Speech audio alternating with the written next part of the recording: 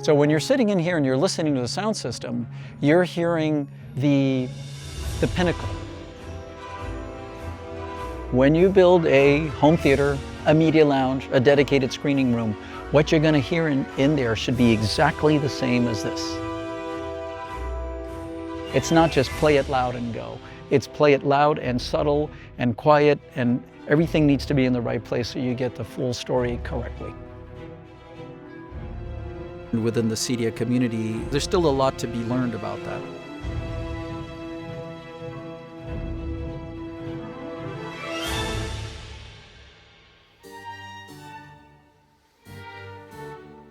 So in 17th century Venice, the Grimani family was one of the families over there, and there's great-great-great-great-great-great-grandpa. So you see the resemblance? Some old ancestor built a palace, and in that palace had a little theater and opera house. Allegedly, it was one of the best-sounding venues in all of Europe in its time. What's in the DNA, did that get injected somewhere in there? And then my mother was an opera singer, and my dad was an engineer that was into audio and some amount of TV in the early days. My mom would go sing somewhere, my dad would bring along a tape recorder, set up microphones, record it, and then we'd go back home and listen to it.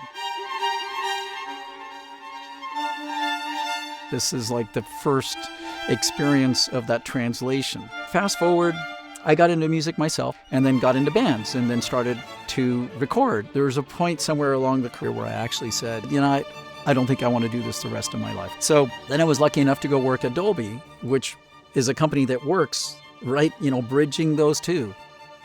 Dolby has technologies that are used in studios, and then Dolby also had the technologies on the consumer side to allow to play that back. And then I went to Lucasfilm and, more of that.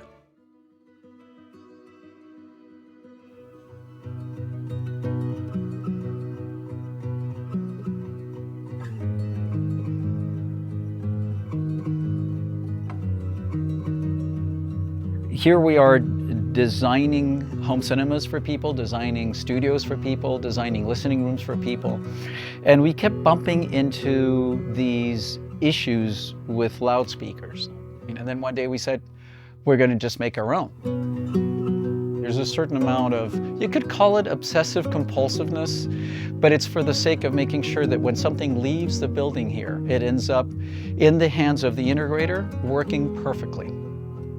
It's not a factory where things are just moving along. Everybody takes ownership of what they're building so that the product is perfect. And then over here, this is sort of interesting. Old gear.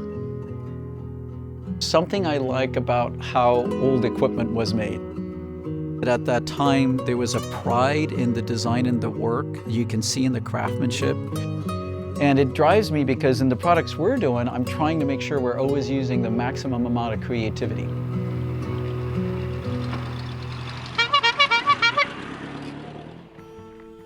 In my career, I've been lucky enough to work across the bridge essentially from production, where stuff is made, and then getting it to reproduce in somebody's home, a theater, a place where you're just trying to witness the art.